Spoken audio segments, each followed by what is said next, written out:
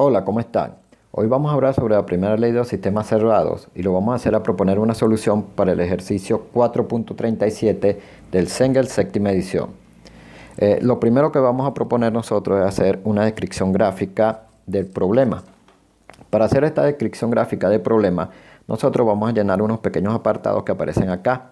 La primera acotación es que no es necesario llenar estos apartados, es decir, esto no es obligatorio. Son simplemente como pequeños puntos que nosotros debemos fijarnos para hacer una descripción del problema bastante completa. Lo primero que hay que hacer es mirar al sistema, es decir, nosotros, aunque acá vamos a trabajar solamente con sistemas cerrados, por los momentos nosotros vamos a poder tener lo que son sistemas cerrados y sistemas abiertos. Los abiertos son los que intercambian masa con el entorno, los cerrados no intercambian masa con el entorno. Entonces en este caso nosotros vamos a tener lo que sería un sistema cerrado.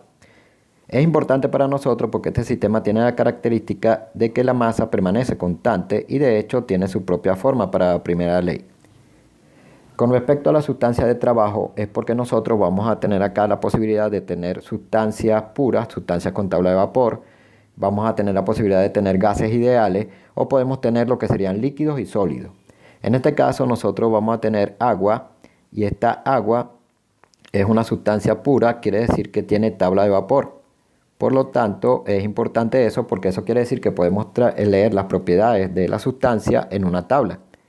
Con respecto a los estados es identificar cuántos estados o a través de cuántos estados pasa la sustancia. En este caso, si nosotros leemos, dice se condensa vapor saturado de agua, o sea, ese sería un estado en un sistema cerrado, enfriándolo a presión constante hasta un líquido saturado. Entonces acá está mencionando dos estados. Entonces es importante saber cuántos estados o a través de cuántos estados está pasando la sustancia de trabajo. No tiene que pasar solamente a través de dos estados, puede ser 3, 4, 5, etc.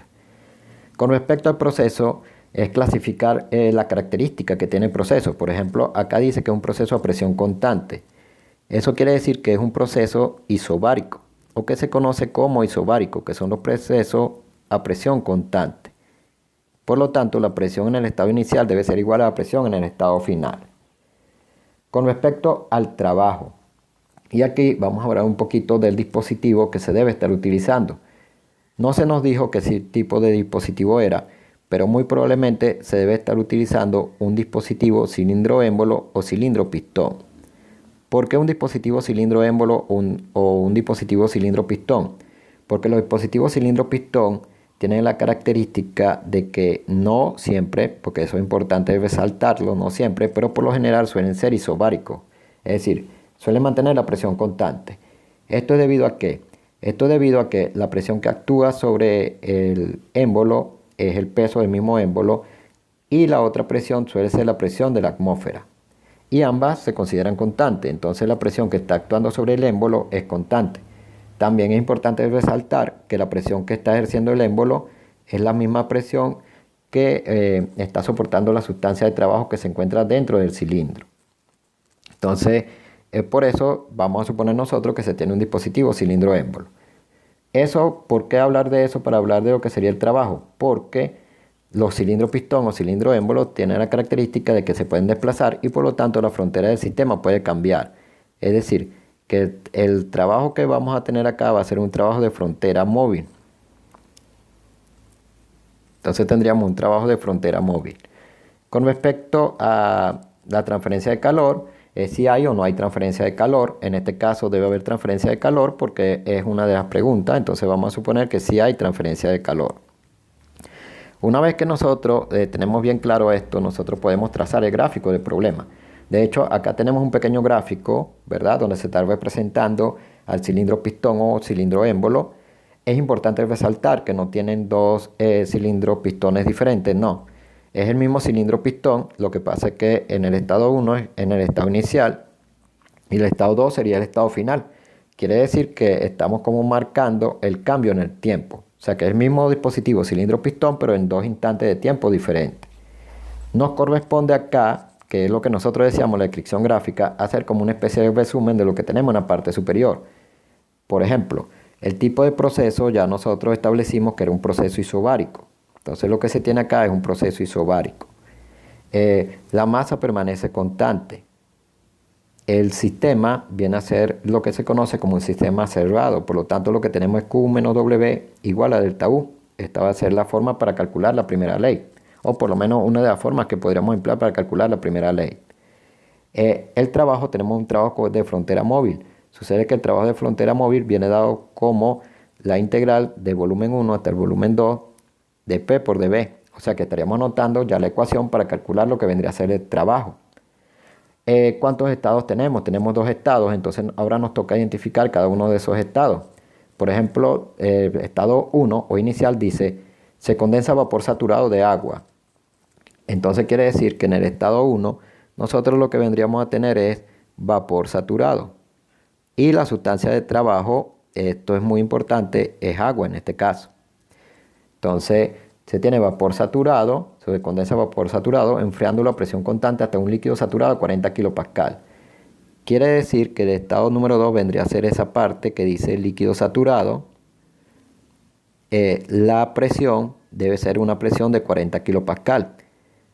Y acá es donde empiezan las cosas interesantes. Como nosotros notamos o reconocimos que el proceso era isobárico, y esto simplemente significa que la presión 1 es igual a la presión 2, entonces tendríamos que marcar acá que la presión número 1 también debe ser de 40 kPa.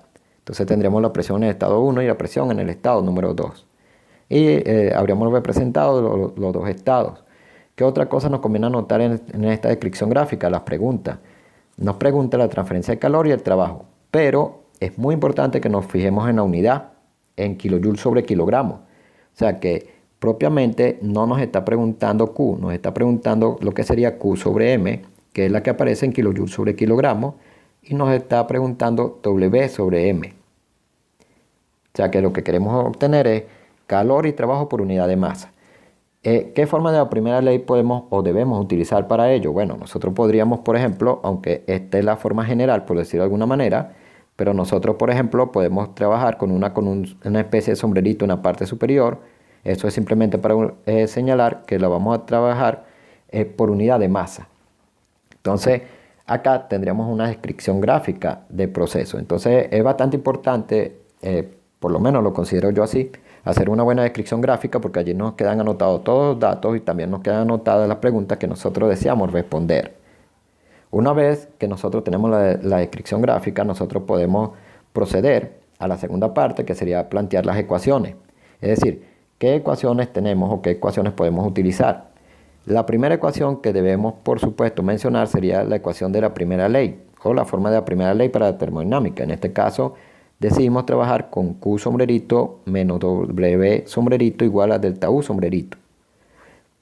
De acá, ¿qué podemos obtener nosotros? Nosotros definitivamente lo que podemos obtener es la transferencia de calor. Es decir, despejamos lo que sería la transferencia de calor y nos va a quedar igual a W sombrerito más delta U sombrerito. Y a esta ecuación la podemos llamar ecuación número 1. O sea que de acá podemos nosotros sacar lo que sería la transferencia de calor para el trabajo. Para el trabajo ya nosotros planteamos la ecuación, es trabajo de frontera móvil, entonces sería W va a ser igual al integral del volumen 1 hasta el volumen 2 de P por dB. Nosotros podemos integrar porque resulta que el proceso es isobárico. Quiere decir que la presión puede salir de la integral y nos quedaría la integral de B1 hasta B2 de diferencial de volumen. Si integramos y evaluamos, lo único que vamos a obtener es presión por el volumen 2 menos el volumen número 1. Acá tendríamos una ecuación para calcular el trabajo en los procesos isobáricos. Quiere decir que cada vez que yo tengo un proceso isobárico lo puedo calcular a través de esa ecuación o la puedo demostrar integrando, que es bastante sencillo. Pero nuestro interés se basa en el trabajo por unidad de masa. Entonces, esta expresión la tenemos que llevar a lo que sería trabajo por unidad de masa. ¿Cómo la llevamos? Bueno, podemos basarnos en el hecho de que nosotros tenemos una propiedad que se llama volumen específico, que es volumen sobre masa. Entonces, nosotros de acá, por ejemplo, podríamos despejar el volumen. El volumen va a ser, por lo tanto, masa multiplicando el volumen específico. Si nosotros nos valemos de esta expresión, entonces nosotros podríamos, por ejemplo, decir que W va a ser igual a la presión, y en vez de utilizar el volumen 2, podemos anotar la masa por el volumen específico número 2, menos, y en vez de utilizar el volumen 1, podemos anotar la masa por el volumen específico número 1. Y podemos sacar el factor común de allí, la masa. Nos quedaría masa por la presión por el volumen específico 2 menos el volumen específico número 1. Y de acá, entonces nosotros podríamos despejar lo que sería W sobre M. Quiere decir que finalmente W sobre M va a ser igual a la presión multiplicando el volumen específico 2 menos el volumen específico número 1. Y lo podemos representar por el sombrerito. W sombrerito va a ser igual a P por el volumen específico 2 menos el volumen específico número 1. Y esta ecuación la podemos llamar número 2. Entonces, acá tenemos lo que sería una expresión para calcular el trabajo y acá tendríamos una expresión para calcular el trabajo por unidad de masa. Si nosotros, fíjense bien, nosotros ya tenemos una idea, podemos buscar el trabajo, podemos buscar la variación de energía interna y calcular la transferencia de calor. Pero esa expresión nosotros la podemos mejorar. ¿Cómo la podemos mejorar? Nosotros, por ejemplo, podemos tomar 2 y sustituirlo en 1. Es decir, si nosotros sustituyendo 2 en 1, podemos encontrar una mejor expresión para calcular la transferencia de calor. Es decir, nos quedaría Q va a ser igual a la presión multiplicando el volumen específico 2 menos el volumen específico número 1 más la variación de la energía interna específica. ¿A qué es igual la variación de energía interna específica? La variación de energía interna específica no es más nada que la energía interna específica 2 menos la energía interna específica número 1. Si nosotros agrupamos de una manera conveniente, y agrupar de una manera conveniente en este caso es simplemente, vamos a asociar lo que sería, aquí es Q sombrerito, me faltó eso, agrupar de una manera conveniente sería, vamos a agrupar los términos finales, es decir, vamos a agrupar lo que sería presión por el volumen específico 2, más la energía interna número 2, vamos a agrupar los términos iniciales, vamos a sacar un menos factor común, y entonces nos va a quedar la presión por el volumen específico número 1, más la energía interna específica número 1.